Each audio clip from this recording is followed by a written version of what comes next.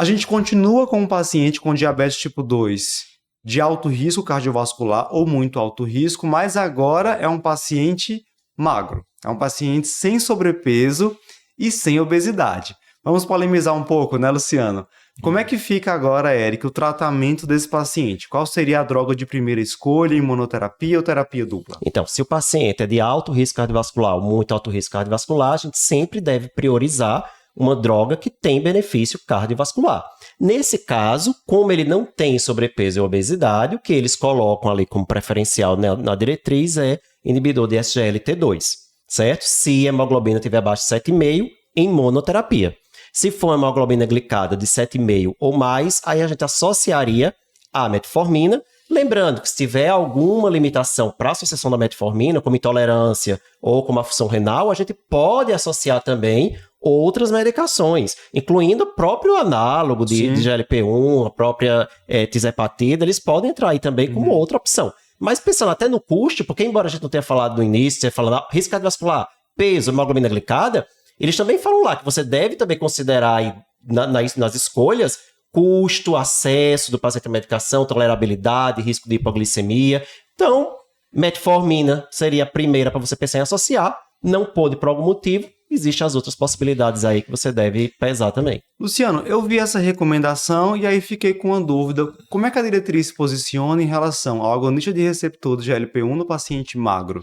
É seguro, é eficaz nesse perfil? Então, assim, esse foi um motivo de uma certa briga, né? Assim, a conversa é essa. Porque, assim, a gente busca sempre uma evidência, a gente tem que referenciar o que está escrevendo, não pode ser simplesmente a opinião de especialista, a gente acha que pode ter resultado ou não, né? Se a gente for pegar toda a literatura disponível em relação a GLP-1, mesmo os outros estudos que não são direcionados, mesmo que não seja o CVOT, né, aquele estudo para desfecho cardiovascular, tudo é paciente com sobrepeso e obesidade. A gente buscou muito, fez uma revisão muito ampla. Eu consegui um estudo em uma população asiática com peso normal. Eu li essa citação desse estudo na diretriz. Exatamente. Né? Que colocou ela lá. Existe um estudo dessa população asiática tal, que pode ter benefício numa população com peso normal, mas com uma diretriz brasileira, né? Assim, óbvio que a gente tem uma população asiática muito grande no Brasil e talvez tivesse esse benefício, mas a gente não tem esse dado para essa robustez, para dizer, no paciente magro, o GLP-1 realmente tem impacto em relação ao desfecho cardiovascular, né? Então, assim, como não tem, nos estudos de SGLT2 não, tem paciente com IMC normal inclusos, nos estudos com outras drogas também. É uma polêmica, porque, por exemplo, a metformina tem estudo mostrando redução de desfecho cardiovascular se você fizer o follow-up do KPDS, né? O KPDS pegou o paciente muito no começo do diabetes, ali 3 anos de diagnóstico, e o primeiro follow-up não foi tão longo e no primeiro não deu benefício em desfecho macrovascular.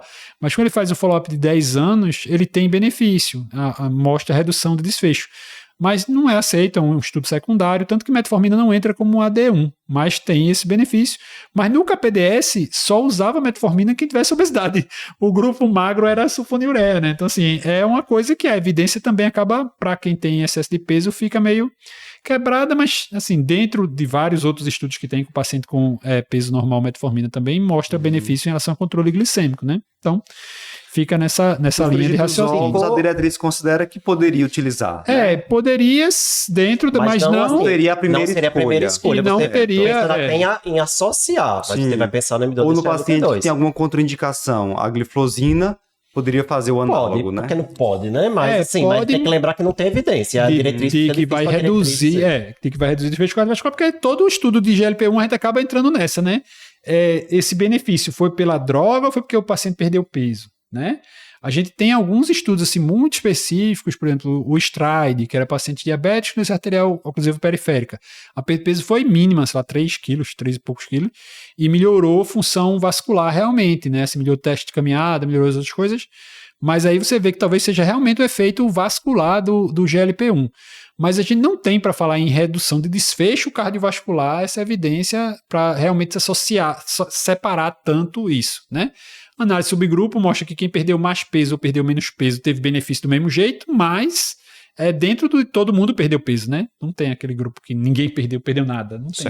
Em resumo, se tiver alto risco, muito alto risco cardiovascular, você olha o peso. Sim. Se o peso é um sobrepeso